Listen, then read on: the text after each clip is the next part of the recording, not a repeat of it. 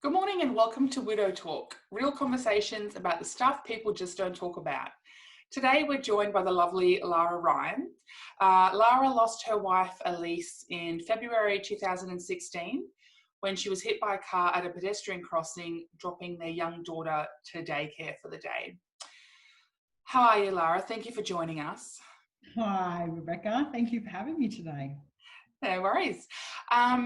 Can you tell us a little bit about Elise and your lovely life together? Yeah, I can. So, Elise and I met when we were young and fabulous in our late 20s, early 30s, having a great time on the sort of party scene and going out in Sydney. And we just met and struck it off instantly. And there's always a running joke that the event that we met at, she met me and we had a bit of a chat and she bought me a drink and she went running back to her group of friends and said, "I've just met the woman that I'm going to marry. It's the woman of my dreams." Oh. And it was always a bit of a running joke between all of our friends that she's like, "All right, well, when are you going to marry her? You know, you've met her." And so we just had a ball together. And it was one of those things that it just, once I met her, life just it effortlessly moved forward. We bought a house. We started talking about having babies. Both of our careers advanced. I'd been watching all of my friends do it through their late 20s and early 30s and thinking, why can't I get it together? And then her and I, and granted, I'd also been off traveling the world for quite a bit of that too, but her and I just met and just, we were like, right, you're my buddy, you're my person, let's do life together. Lovely, you found her. Yeah. And then, tragically, of course, she was taken very unexpectedly. What a massive shock that would have been. Can you tell us a little bit about that day? Look, it was oh, just surreal. It was absolutely surreal. We just had our second child. Her name is Skylar. So she was 3 weeks old, and Elise had given birth to her. So I gave birth to our first child, Ivy, who's now 9. She was 4 at the time of the accident. And Elise had just given birth to Skylar and she was 3 weeks old. So we were in that phase that we just brought her home from hospital, and it was the week that I was going back to work. I'd had 2 weeks at home with Elise and I was ready to go back to work that Monday morning. And it was just one of those things. She came downstairs and gave me the baby and I thought I'll have a quick cuddle before I've got to go off to work. And she said, "Do you want me to take our eldest daughter Ivy across the road to daycare?" It's literally across the road. And I went, "Oh, that'd be nice." I was snuggled in with the bub and I said, "Oh yeah, that'd be really nice." I can't remember what I said. That's the worst thing. I can't even remember what our last words were.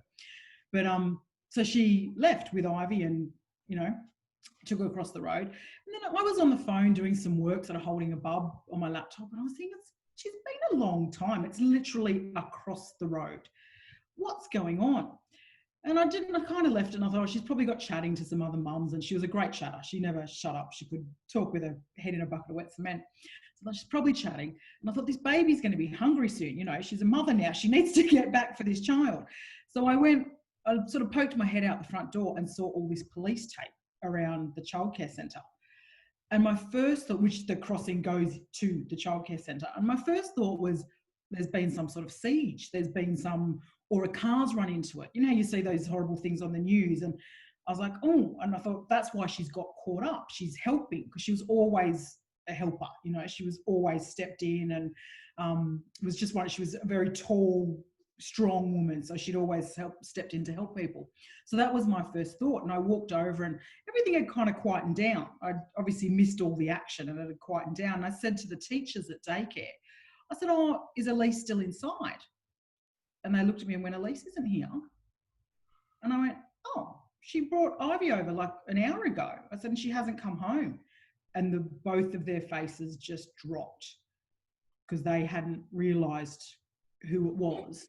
And I went, "Has something happened?" And the director of the daycare centre said, "Lara, come with me. Something has happened. We need to talk." And then it was just, you go into this disassociated, time slows down, the world spins on. I was still holding the baby. I was barefoot in a summer sundress because it was the beginning of February. And it was just crazy. You know, there was still a policeman on the scene. And I remember walking up to him and saying, "Where have you taken the person, the victim? What hospital? Where has she gone?" "I can't disclose that information, ma'am. That's already been told to her family." And I went, "No, I'm her family." I said, "I'm her wife. This is her baby I'm holding in my arms." Excuse my cat. I said, you need to tell me where she's gone. I've got to get there. And I think I was saying something ridiculous, like the baby needs feeding. I have to get there. You know, it's just, you don't even know what you're asking for. And he said, no, the family's already been advised. You'll have to ring the police and find out more information. And I just couldn't believe it. And I said, no, you don't understand. This is her child. I'm her wife. And I said, those are her thongs on the ground covered in blood. I know that it's her. And that's when he finally said, oh, I think they've all gone to RPA. And then it was just this, it was actually the daycare centre director that came out and drove my car because it had the baby seat in it and took us. And I sort of ran inside the house and scrambled to get bottles of boiled water, and because the baby was breastfeeding, but I'm thinking, I'm going to need formula. I'm going to need that. It's amazing how logically you can think as a mother in the greatest of crises. And yeah, and then it was just, then we got to the hospital and that was a whole other story from there. Yeah. So obviously you and Elise and your family is considered Elise to be your wife, and that was never in dispute, but same-sex marriage was not a legal option in Australia in 2016. So what was your experience like dealing with her death and her estate? And I mean, did you face much prejudice or confusion when you said things like, I'm her wife? Yes, it just added a whole other element. And look, having never been through it as a straight couple, I can't make that comparison, but I'm sure that there were certain things that were unique probably to my situation.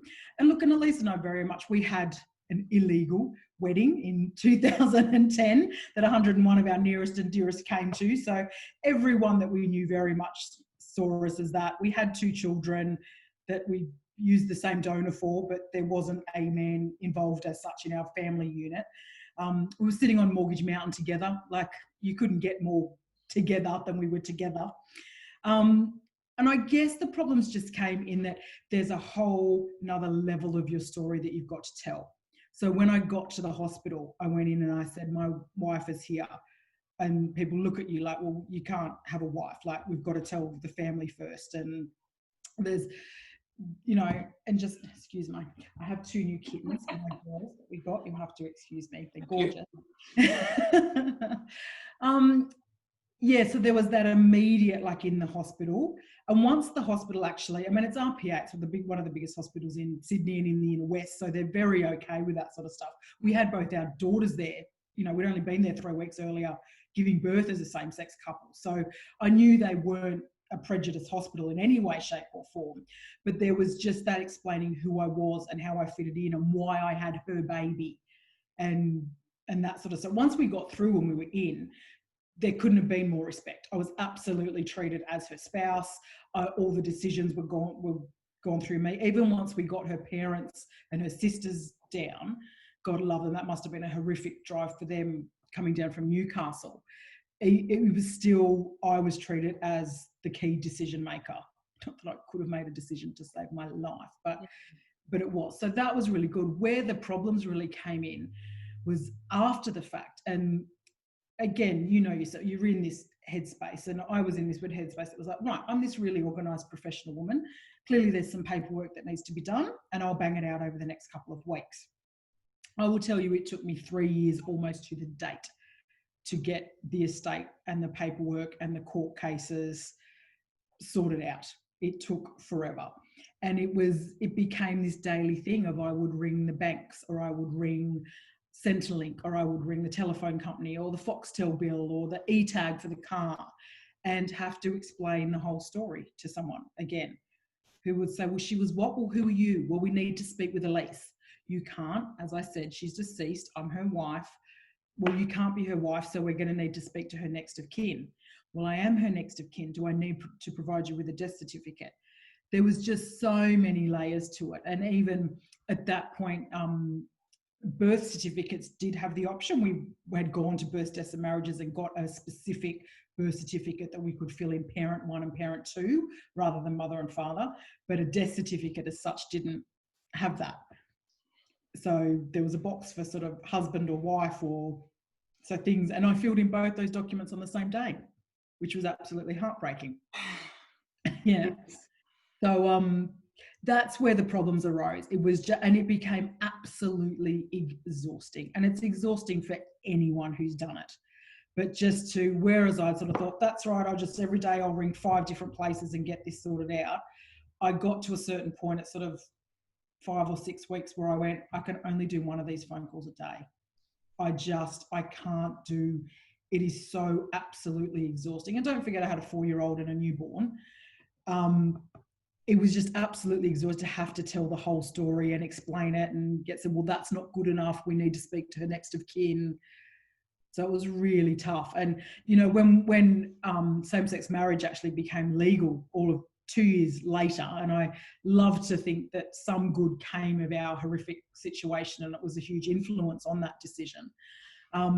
It was 2 years later, you know, just 2 years later, and things could have been a hell of a lot easier. Well, I was going to say that, yeah, December 2017, Australia finally legalised same-sex marriage. And I mean, what did that feel like for you and your family? So close, but not close enough, but as you know. Yeah, look, it was really interesting because I considered myself married to Elise. So it wasn't as if I felt I'd missed out on anything because I considered myself married. We'd had the wedding, we had, you know, I didn't consider it any other way. There was an absolute bittersweetness to it though. There was such joy because it's something we'd always thought, you know, we would sit there and go, one day they will, one day they're going to have to make it legal. I wonder if it'll be in our lifetime and our kids will get to have legally married parents. So we'd almost fantasize about it. So it was something that I know if she was here by my side, we would have been dancing in the streets. We would have just been absolutely celebrating, and it would have been, you know, a huge event for us, which it was anyway. So it was really bittersweet because it was very quiet. I was home alone with my girls. There wasn't any yee-hawing and woohooing. Thank goodness I had my gorgeous brother who at the time was working for Turnbull, and he was in Parliament in Canberra sending me live updates from the phone about what was going on. So that was lovely to have that real direct connection to what was happening to it. But yeah, that real bit of sweetness to it. And I guess I also felt our story had gone so public. You know, it was something that had gone viral and it had been picked up by a lot of media outlets around the world. So it had become a very public thing. And I felt it had a lot of influence on that decision. You know, I can't tell you the amount of people that messaged and commented and got in touch with me and wrote letters to us, and all supportive, amazingly, from all over the world, very, very supportive. So I really felt our story had played a big role in that decision happening. And then it kind of happened and I had no one to celebrate it with. So, of course. I was actually going to ask you about that. I know you, after losing Elise, you wrote a very moving Facebook post about your experience and highlighting why same-sex marriage was so important in Australia. And then that went viral around the world. I think Ashton Kutcher reposted it or something. That must have been surreal to have that kind of attention at such a personal and emotional time. It was really odd. And I can remember it, I'd done the post without even thinking. It was not composed or anything. It had been another late night of being on the phone to, I think it was Centrelink that day, that had driven me absolutely bonkers. And I'd gotten into my daughter's bed because my parents were sleeping in my bed to help me out, and everything was a shambles. And I just laid there kind of mindlessly scrolling as you do at night to distract yourself until the Sandman comes. And everyone was putting these frames on their profile pictures, which was supporting, you know, say yes.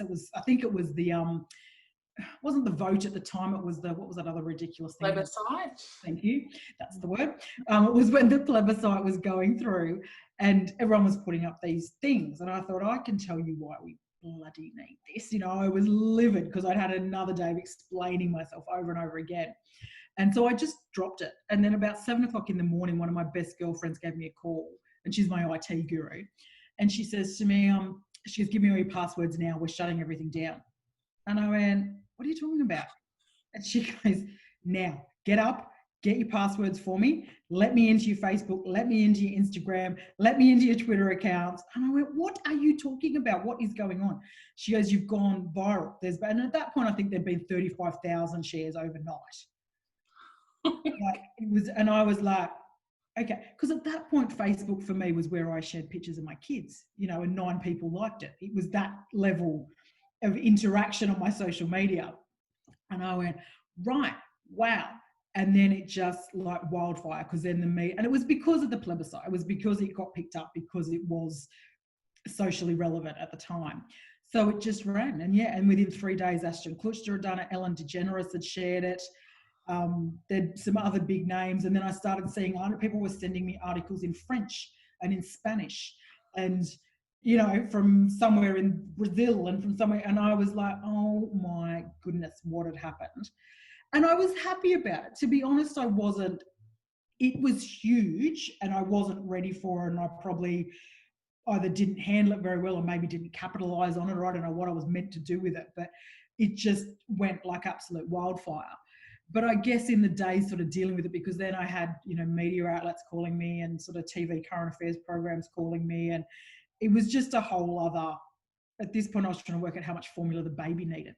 So it was, how far in was this? Elise had been past how long? About 6 weeks. Oh, okay. So really early days. Really early on. It was really early on. But I guess the beauty of it was, the beauty, if you say that, we look for the wins in these things, was it actually made this thing that had happened to me feel as big in the world as it felt in my inner world.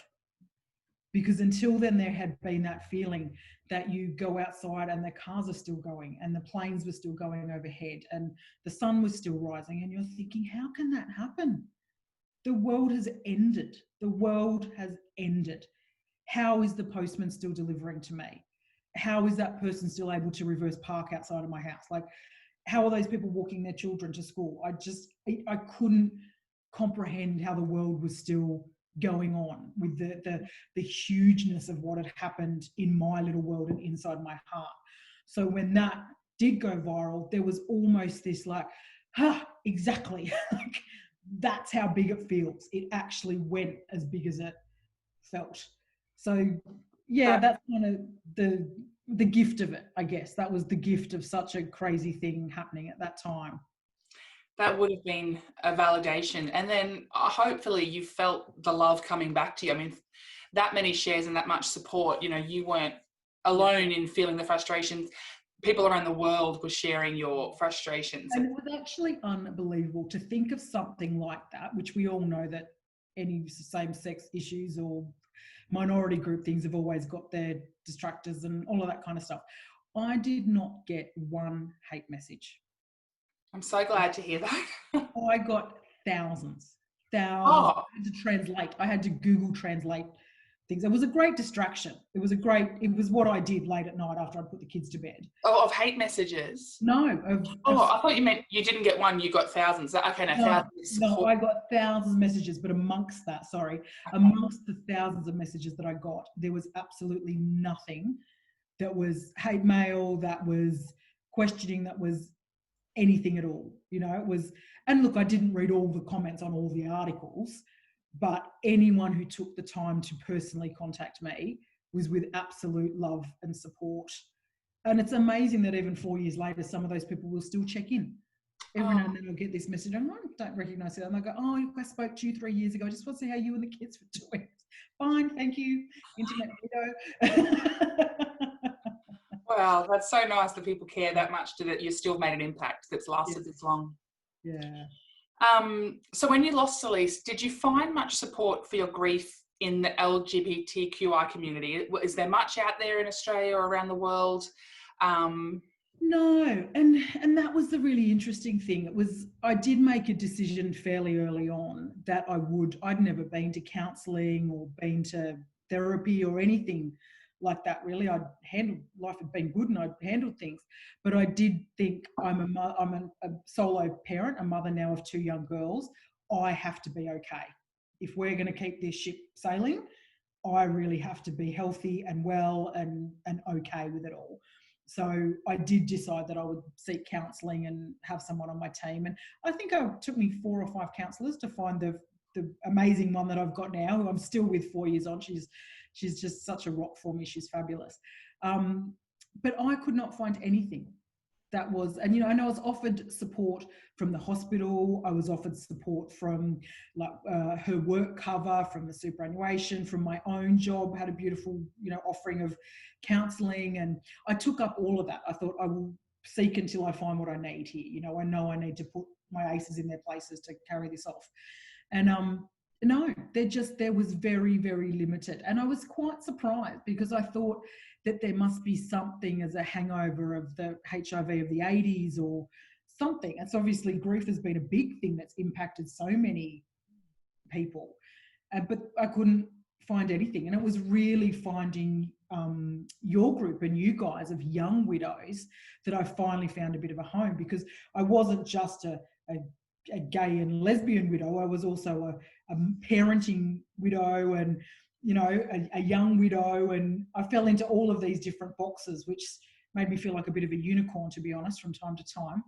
But it was probably more stumbling into this group that I found people I could relate to. I found women that had lost their partners with young children and were at home with newborns and grief, and you know, and that was what I really needed. And I you know, there was at that time, and I've hooked up with I have joined a group and gotten to know some good LGBTQ groups in America, and they're friends that still today are quite supportive, and we have chats all the time. And there's one other girl here in Australia who I'm quite close to, who we shared a journey as well. So yeah, but nothing that was specifically for that LGBTQ community. So yeah. Shame. Is there something in a perfect world that you'd like to see? I mean, here at First Light we do welcome everyone, but, and I know you can't compare your grief to a straight couple grief, but if you could see any sort of services or support organisations or some sort of community, what would that look like for you? Or what is there anything unique that's needed for that community that's not? Look, I think without wanting to sound flippant, or grief is grief. I think grief is genderless. It is sexless. It is ageless. It is, you know, it's something that's a very unique human experience. But I do think there are maybe some issues that affect the gay community, the queer community, that are different. And that may be that even though we now have marriage legalised, a lot of people are still choosing not to get married. A lot of people haven't come out to their families. So they could have been with a partner for 5 years more, but their family doesn't even know. And these people grieve then in silence. Wow. For an invisible love. And I think that must just be heartbreaking. And I'm so grateful that I did not have to do that, that my life was open and lived very visibly, and I could grieve. I could do grief because people saw her as my wife. They saw her as my children's parent.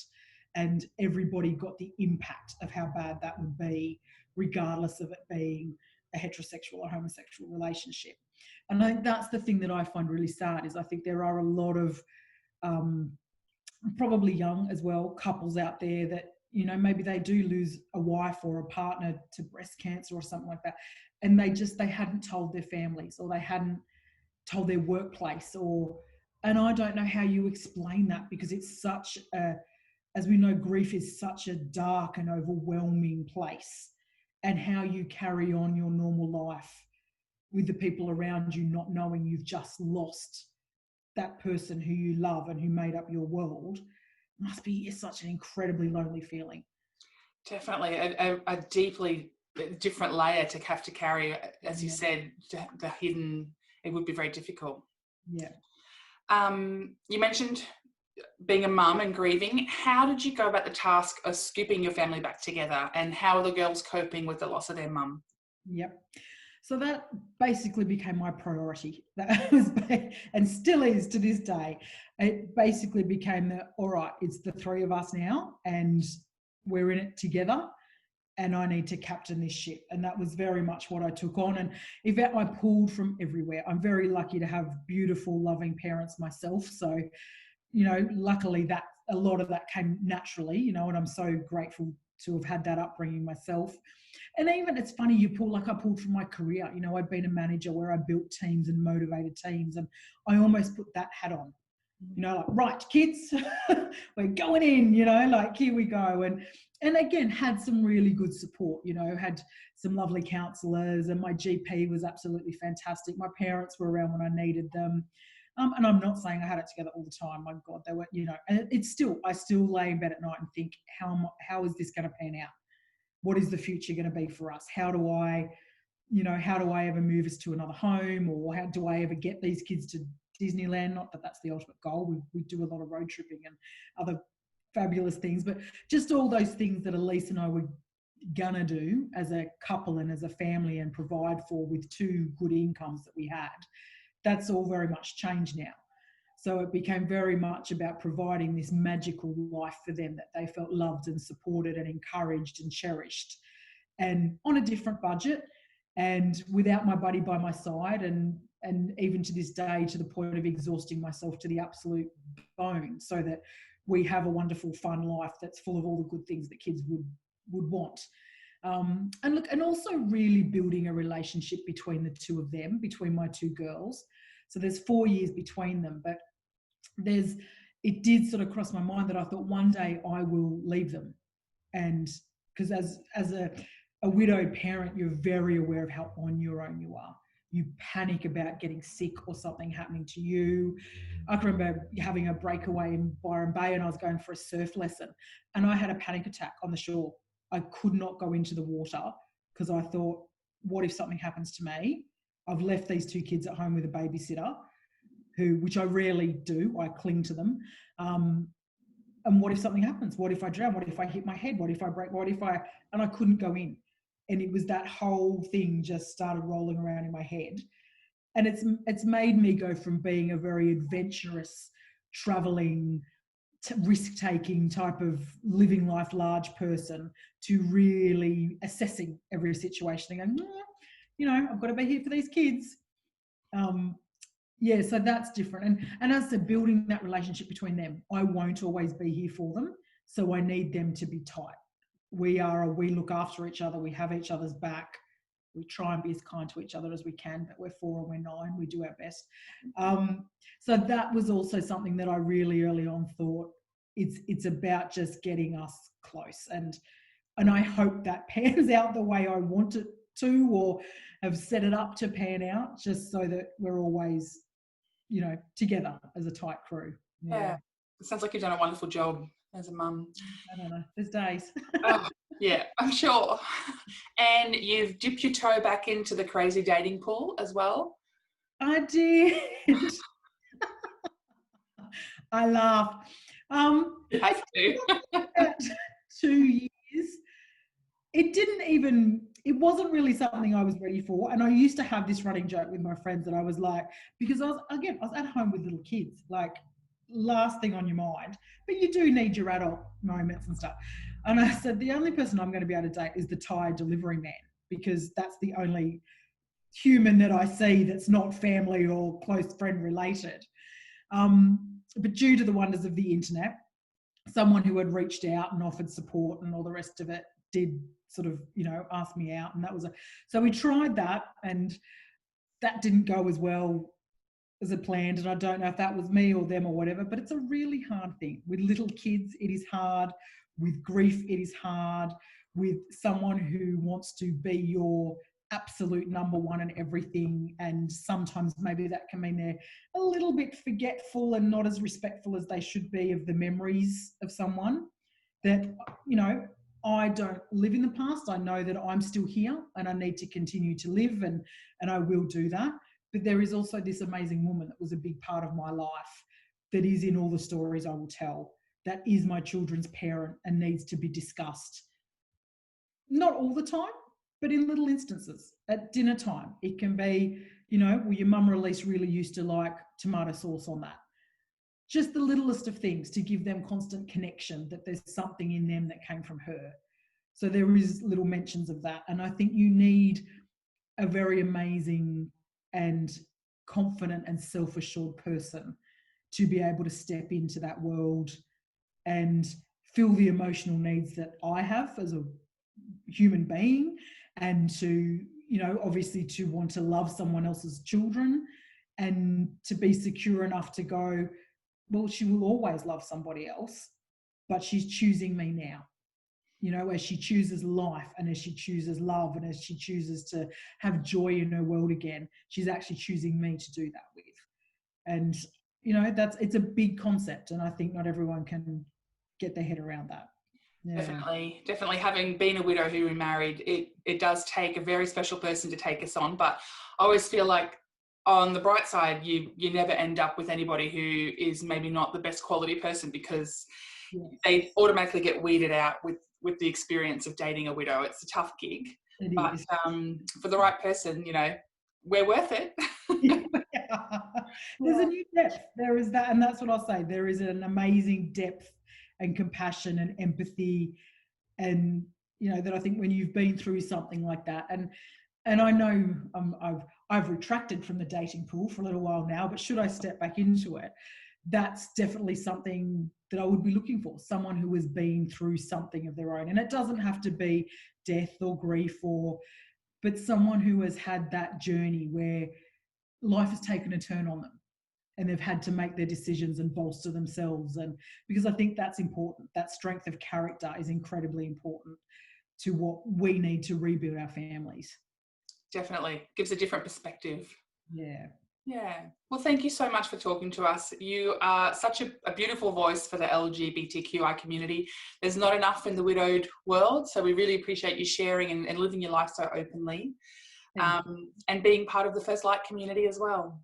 Yeah, thank you for having me. And look, if there's anyone out there that hears this that wants to reach out, I can only encourage them to. We are out there, you know, we are still living.